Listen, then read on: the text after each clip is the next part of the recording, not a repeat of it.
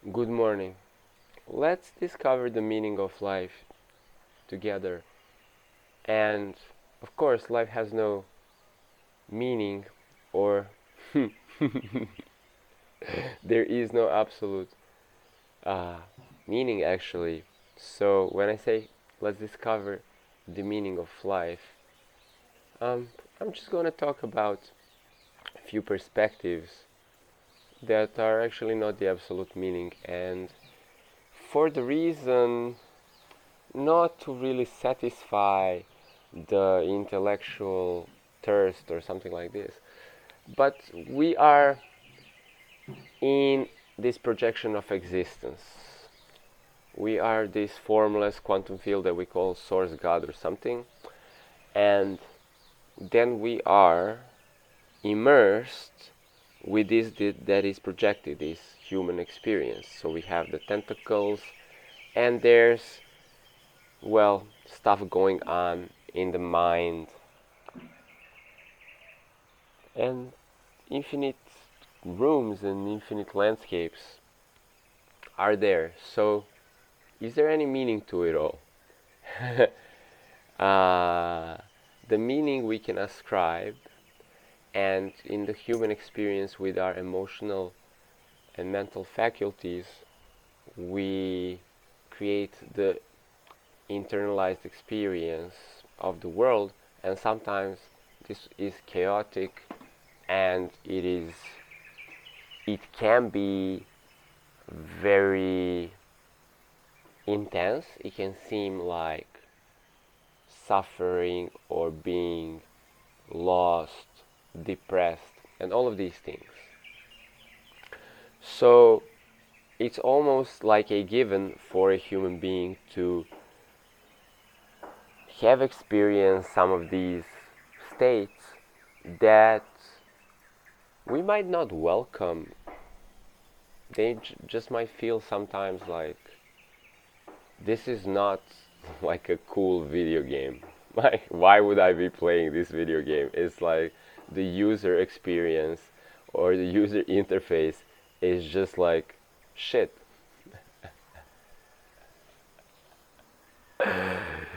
And then we ask ourselves, what is the purpose? What is the meaning? And like, if you come to God directly and you're like, hey, like, what is the meaning? And God is like, there's no meaning, or like, whatever you choose, Jovan. And I'm like, fuck. And this was actually me. Uh, some time ago, I was noticing that people were looping in a place of complaining and not being able to do anything about their experience.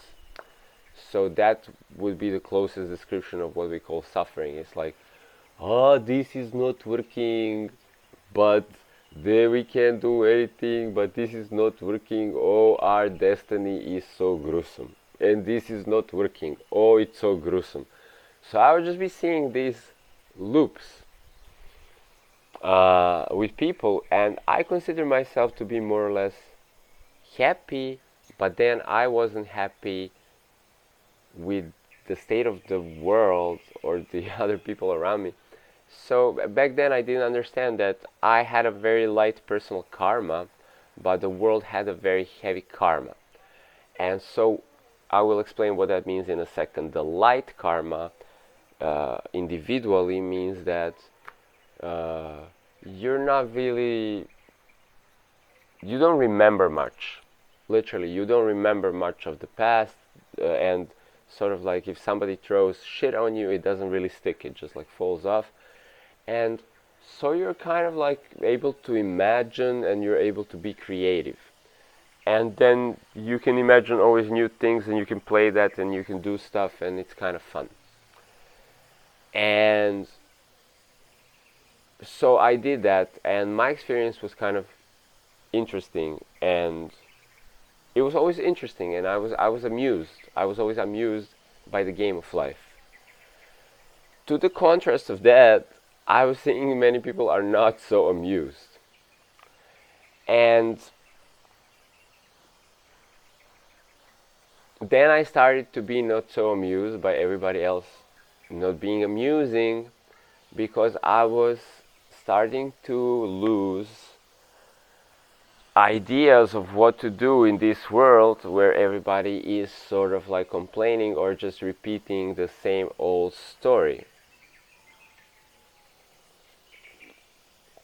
At which point I wrote a list of questions to God, how to, I don't know, do something and change this.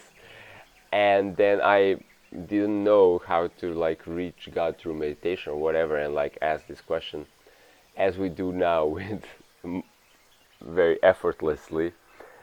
So I created a DMT lab because in this world where people have a lot of memory of how things used to be, they don't really think uh, in very innovative terms. So the only way people knew how to reach God that I've heard was smoking DMT.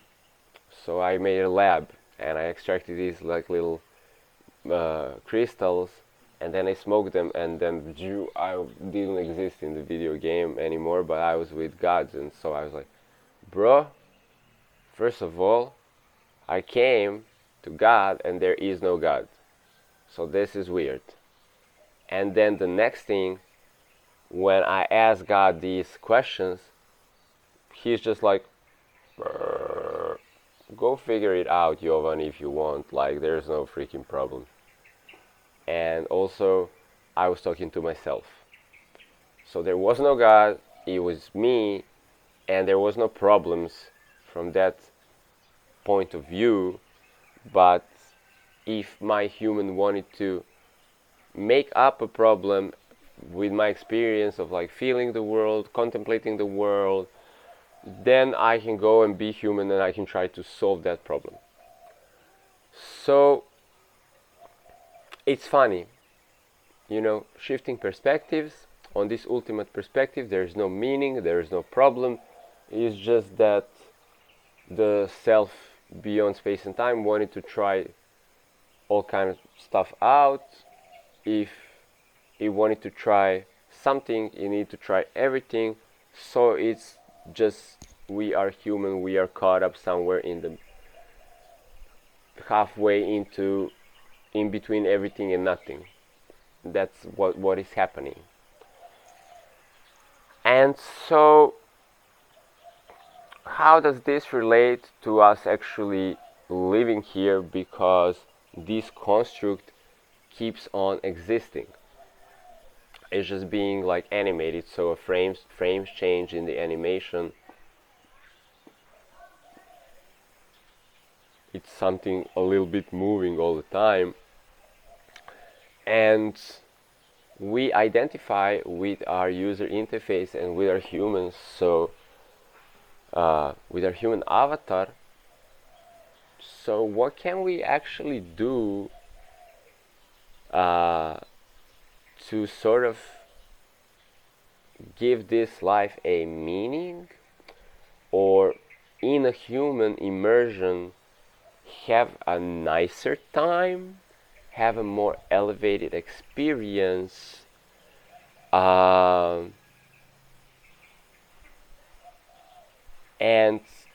not be in those like stucky loops where we don't feel like it's a river flowing, it's a summer day and we're riding the canoe and YOLO, but we feel like, oh my god, it's like depression is killing me or whatnot. So this was a long introduction to just pose a simple question. If God has no meaning for me, what the fuck am I supposed to do? So different teachings basically point to a few very basic integral perspectives, which one of them nowadays is called mindfulness, which is basically the observer perspective, which is like not getting on the roller coaster of those thoughts and emotions and physical events when the thing turns into a confrontation, like we can see war in the outside world. We can see inside of us like thought forms battling each other.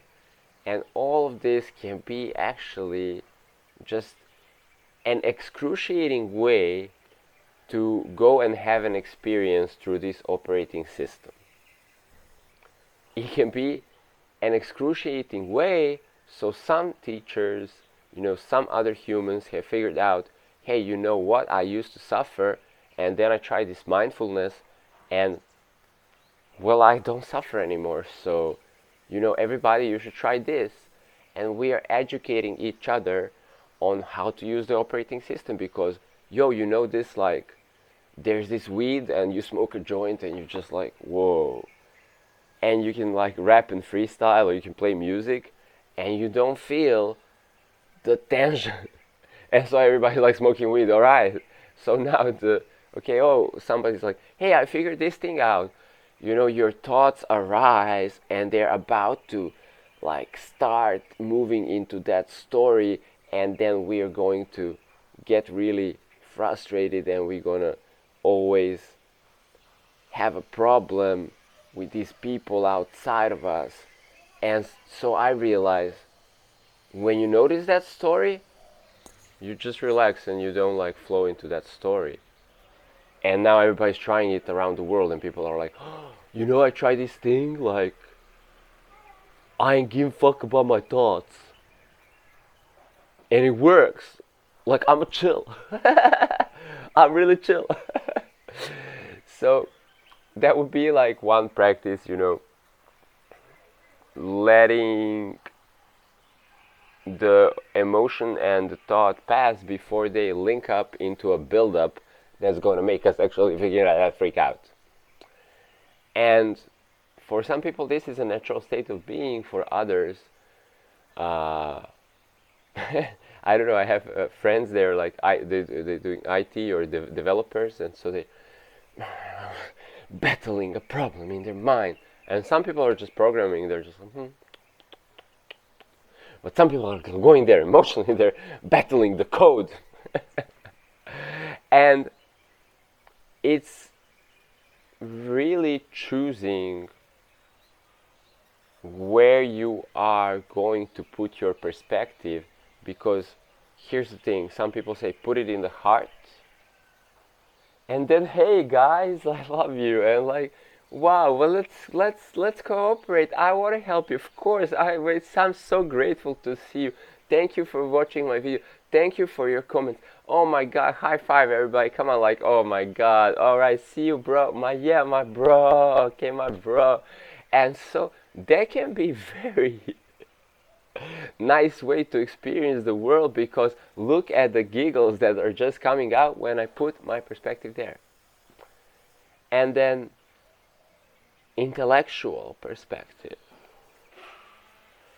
I have talked to God, and God have said unto me these things, and I am sharing these things in hope. I don't know what I'm doing here. I'm doing like not really intellectual people. I'm doing Martin Luther King or something. Well,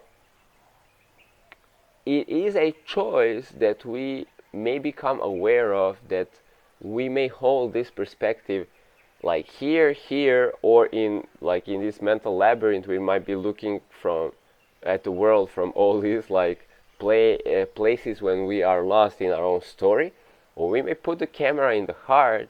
We might look from there, okay, or we may put it even in our little Shiva, the genital area. I don't know if I can say. You can look the world from your vag or your dick. I'm just wondering if these are the safe words for YouTube.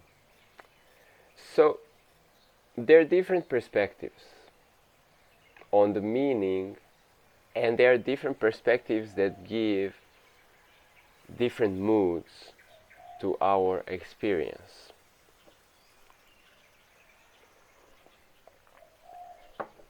In the outside world, I'm having coffee and that makes me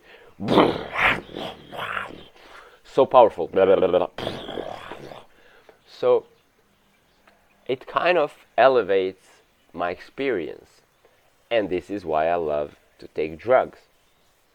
Right? And then in only the internal world of my avatar, there are also things, there are places or mudras or things as such that also work, giving me a different point of centeredness to where I'm experiencing life from, and different quality, different mood, and different experiencing really might arise just from a place where I decide to be centered in this energy circuit. You know, this is one chakra, and then my experience will become like something. In the meantime, if I do this, it's going to become a little bit different.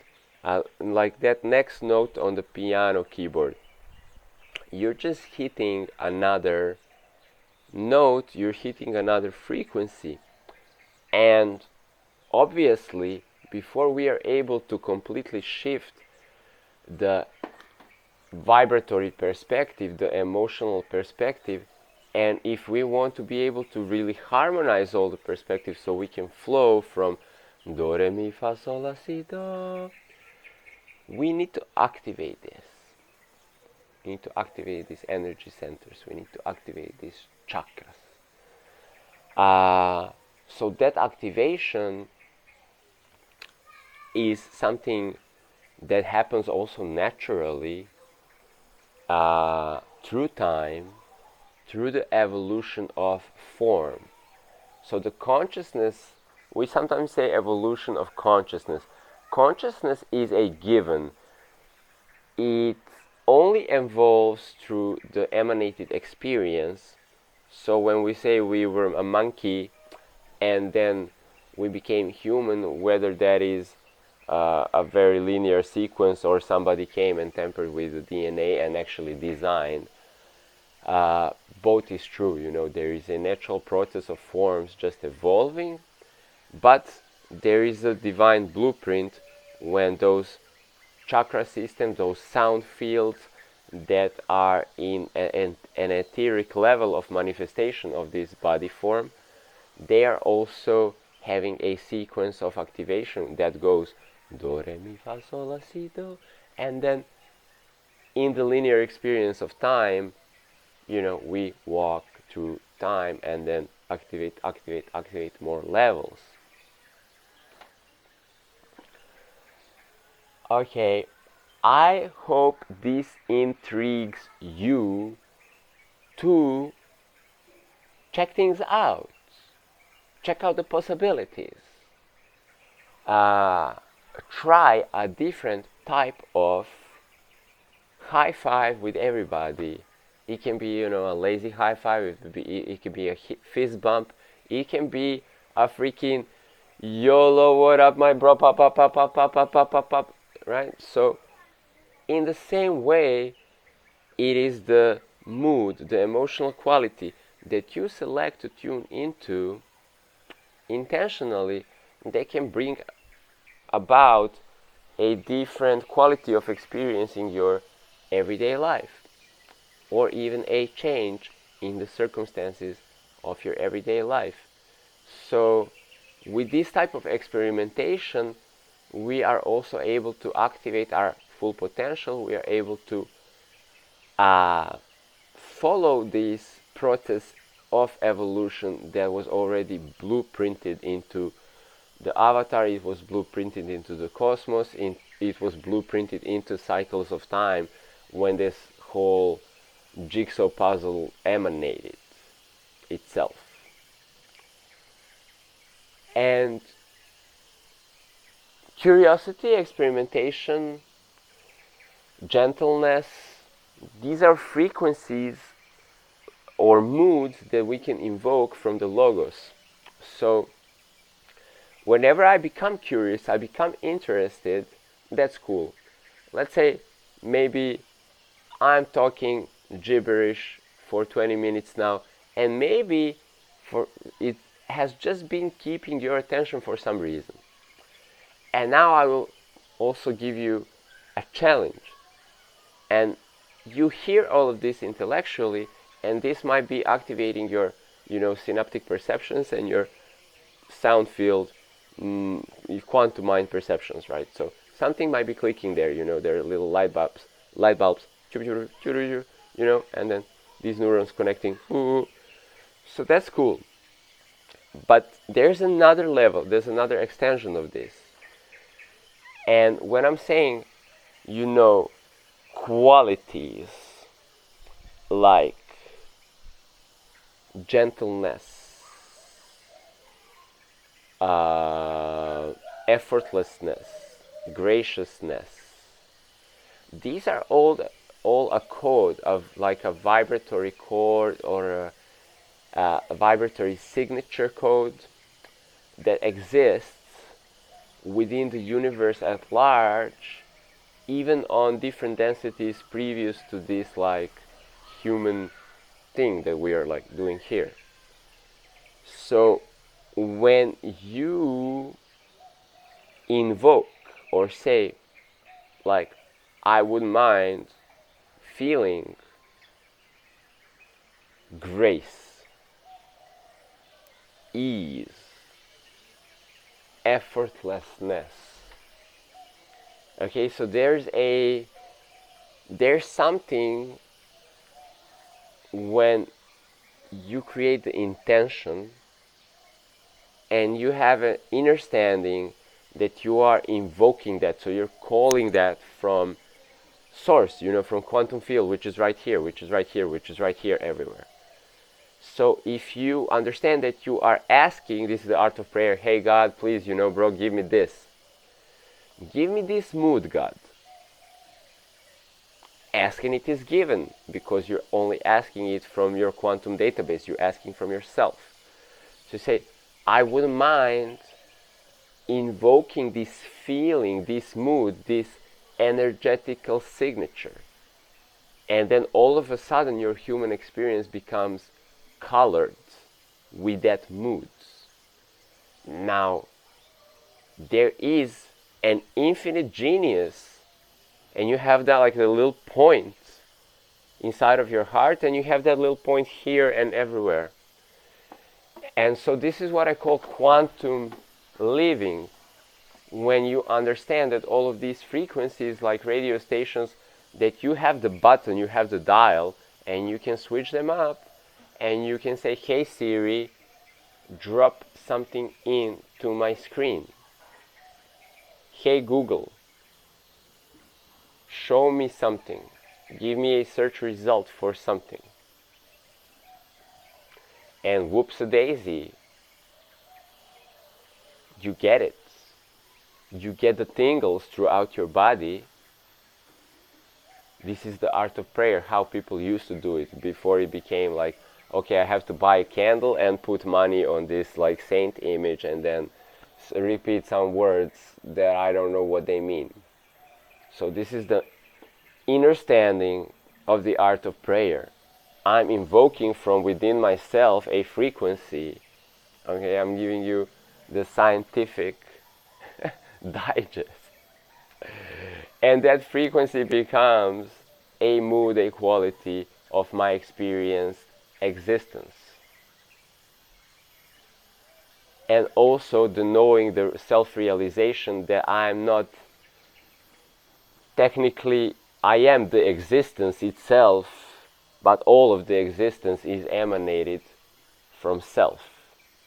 So the tentacles and the googly eyes and the nosy nose and the air that I breathe and the infinite cosmos, everything that is observable and everything that is mind or mind can define, that's just a play of objects in the imagination of the infinite dreamer that is you beyond the fabric of existence in the 0 point.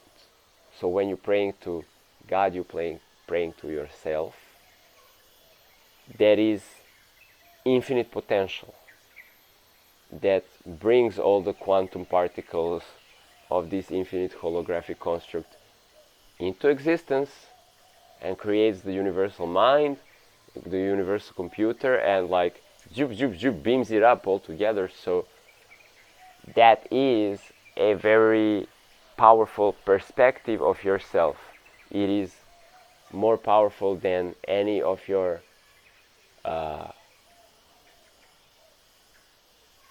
worldly perspectives. This is why people used to pray to God, because it is the point from which everything emanates. And then you have latter perspectives. You have archetypes that we call archangels or whatever. There you have this like bigger themes into reality, like genders, like yin and yang, whatever. But like, we don't go and pray to the yang. We pray to that which projects the yang and the yin and every subsequent archetype. And so now we're in the world where archetypes have already emanated a whole freaking complex structure, and we're worshipping, I don't know, celebrities or some human that has some archetypal quality. Like Mike Tyson, it's pretty admirable. He has some strong archetypal qualities. And we touch upon that archetypal remix in this existence and Mike Tyson, and we're like, yo, Mikey, high five, bro. Like, that was dope. That was dope. You're a real freaking human. Thank you for existing. And it is because it brings us closer to God's self. It brings us closer to something that is more true, less remixed, less fragmented into detail, more whole. So we follow that. But that place that we are seeking, it's the 0 point right inside of you. All roads lead to Rome. So there you go.